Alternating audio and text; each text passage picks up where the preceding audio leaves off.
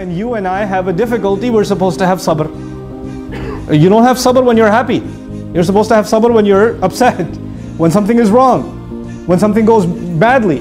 Look at the language of Allah Azza wa Jal. He says, وَبَشِّرِ الصَّابِرِينَ. Congratulate the people who have sabr. Subhanallah. Why? Because of the belief. For a believer, the attitude is entirely different.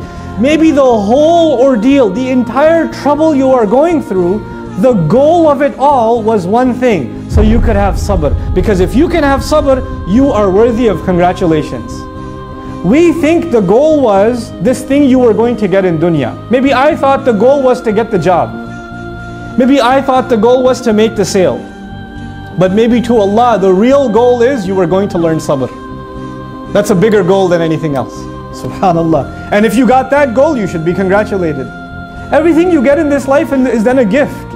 It's not something you earned, it's a gift. So when you don't have it, then you realize, well, it wasn't mine anyway. It wasn't mine anyway.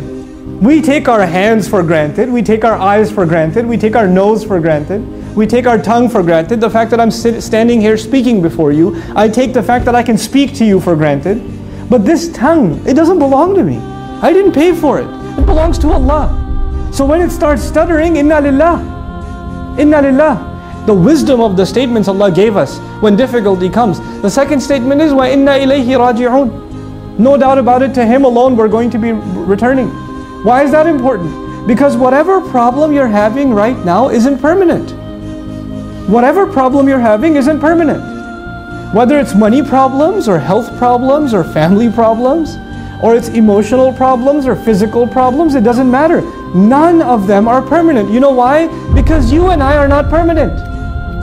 Recap of everything. First of all, the first thing when difficulty happens, train your tongue, train your heart. Inna lillahi wa inna ilayhi raji'un. That's number one. Number two, don't say to other people that something is happening to them because of Allah. Don't say this to people. Do not say this to people. If you want to say that to people, before you think of anyone else, think about yourself. You don't get to decide something happened from the ghaib, something happened from Allah, and you don't get to decide why did Allah do this, that He didn't offer His explanation to you. You don't have that license.